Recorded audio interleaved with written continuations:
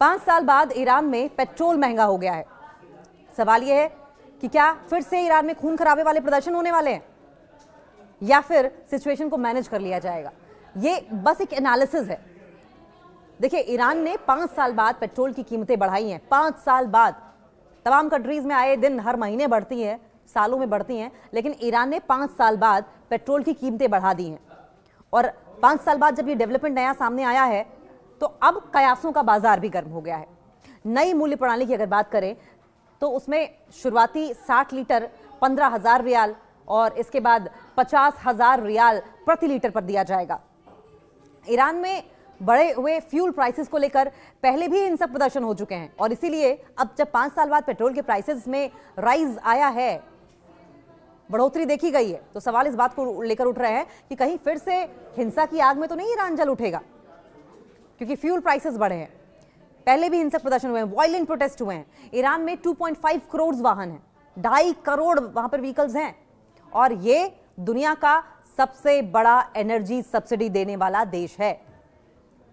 Iran में 5 साल बाद पेट्रोल की कीमतें बढ़ाई गई हैं और नए प्राइस सिस्टम में, नई मूल्य प्रणाली में अब शुरुआती 60 लीटर पेट्रोल हर महीने 15,000 रियाल, लगभग 1.25 सेंट्स पर मिलेगा। अगले 100 लीटर 30,000 रियाल, लगभग 2.5 सेंट्स की बात कर लें, प्रति लीटर पर मिलेगा। और इसके बाद खरीदा गया पेट्रोल 50,000 रियाल, लगभग 4 सेंट्स प्रति लीटर के नए दर पर मिलेगा। तेल मंत्री मोहसिन पाकनेजाद ने कहा है कि ये स्टेप जो है वो ईंधन की खपत की प्रवृत्ति बदलने की शुरुआत है। सरकार हर 3 महीने में कीमतों की समीक्षा करती है और भविष्य में और ज्यादा वृद्धि की संभावना है। माना यह जा रहा है कि ये जो पेट्रोल के प्राइसेस में बढ़ोतरी हुई है, ये आगे और भी हो सकती है। कीमतों में इजाफे के बाद एक बार फिर से हिंसक विरोध प्रदर्शनों की आशंका गहराने लगी है। ईरान में फ्यूल प्राइस में इजाफे के बाद कितनी बार हिंसक प्रदर्शन हुए हैं, यह भी जान लेना जरूरी है, क्योंकि सवाल इसी बात को लेकर उठ रहा है कि 5 साल बाद अगर फ्यूल प्राइसेस बढ़े हैं तो हिंसक प्रदर्शन क्या हो सकता है।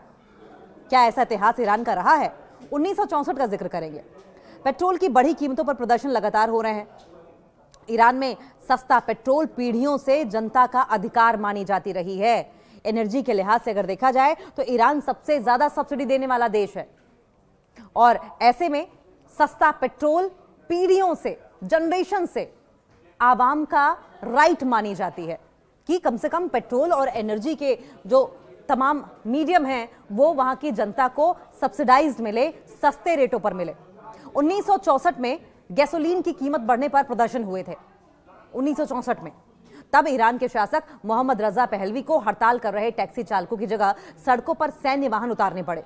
पेट्रोल की कीमत बढ़ने पर बड़े पैमाने पर प्रदर्शन हुए। फिर से सुनिए, ये 1964 की बात है।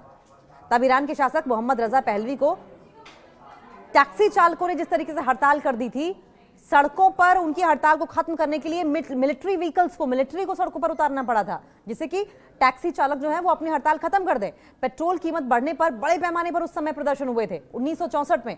और उसके बाद फिर 2007 का दौर आया जब फ्यूल राशनिंग सिस्टम लागू हुआ।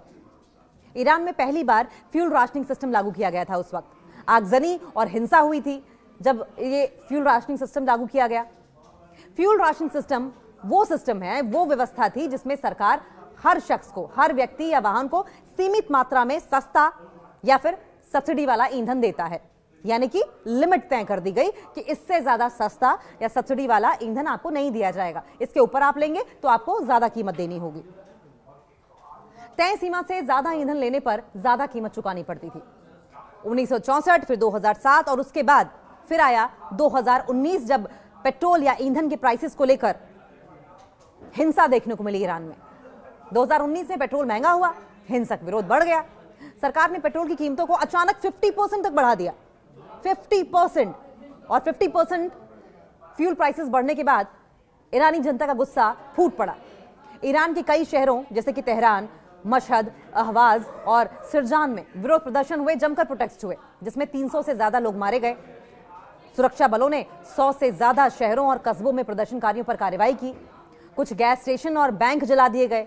हालांकि कुछ लोगों का मानना है कि प्रदर्शन करने से कोई बदलाव नहीं आएगा। पहले भी लोग सड़कों पर आए थे, लेकिन शाम तक थक कर, निराश होकर घर वापस लौट गए थे और अब की बार भी ऐसा ही होगा, ऐसा माना जा रहा है। क्योंकि ईरान में 2.5 करोड़ वाहन है। ईरान में कुल 2.5 करोड़ वाहन है, जिनमें से 30 लाख पब्लिक है, पब्लिक ट्रांसपोर्ट के तौर पर यूज किए जाते हैं, सार्वजनिक है और सरकारी वाहन है, और 60 लाख जो हैं वो मोटरसाइकिल शामिल है। लगभग 80 लाख लोग ऑनलाइन प्लेटफॉर्म के जरिए टैक्सी या फिर कैब चलाते हैं। सस्ती गैसोलीन इन लोगों के लिए रोजगार के मौके पैदा करती है। सबसे ज्यादा एनर्जी सब्सिडी देने वाला दूसरा देश कौन सा है? 2022 में इंटरनेशनल एनर्जी एजेंसी यानी कि IEA ने ईरान को दुनिया में दूसरा सबसे बड़ा एनर्जी सब्सिडी देने वाला देश बताया है। ईरान की तेल सब्सिडी उस साल $52 अरब आंकी गई थी, लेकिन जो इकोनॉमिक एक्सपर्ट्स हैं उनका यह कहना है कि 2009 के बाद गैसोलीन की कीमत 15 गुना बढ़ चुकी है।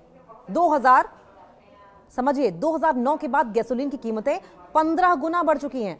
सब्सिडी ने बजट घाटे को कम नहीं किया है और महंगाई बढ़ा दी है। और अब सवाल यही है कि क्या जिस तरीके से फ्यूल प्राइसेस राइज हो रहे हैं 1964 की तरह, 2007 की तरह, 2019 की तरह, अब 2025 या 26 में भी ईरान बढ़ते हुए फ्यूल प्राइसेस को लेकर हिंसा की आग में जलेगा या फिर इस पर कंट्रोल कर लिया जाएगा?